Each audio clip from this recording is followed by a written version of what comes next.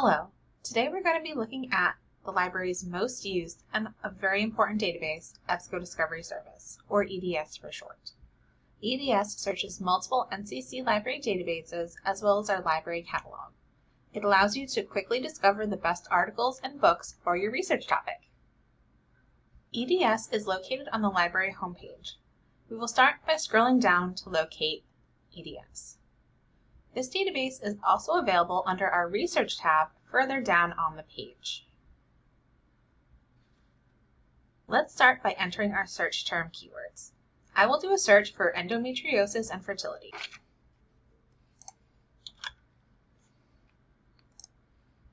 We'll also search for full text and peer-reviewed scholarly only.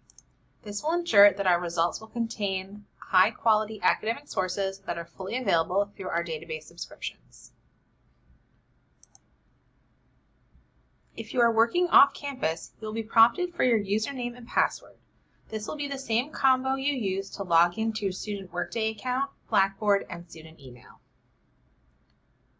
It looks like we have 762 articles on this page. Before we start looking into them, I'm also going to come up to all time and change the date range to the last 5 years. This will ensure that we have timely and current information. Now we have 349 articles. Let's take a look at one of these. When you first click an article title, you'll be met with a detailed records page. This is just going to have information about the title, the author or authors, the database it came from, the journal it came from, all that good stuff you need for citation information. To view the article, we can come to Access Options and click PDF. This will open the original PDF scan of the article. This is important because it has things like page numbers and shows you all the original graphs and charts.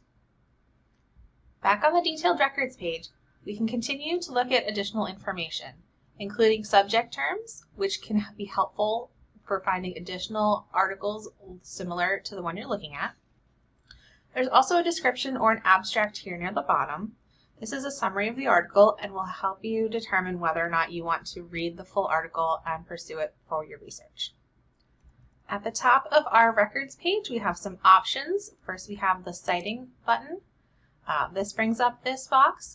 All we need to do is select the appropriate citation style, whether that's APA or MLA or Chicago, and then we have our citation. I recommend using this as just a jumping off point. If we just copy and paste this, you might lose some things like the indentation, italicizing, just to name a few. If you want to save this article for later, we're going to come up to this little share arrow.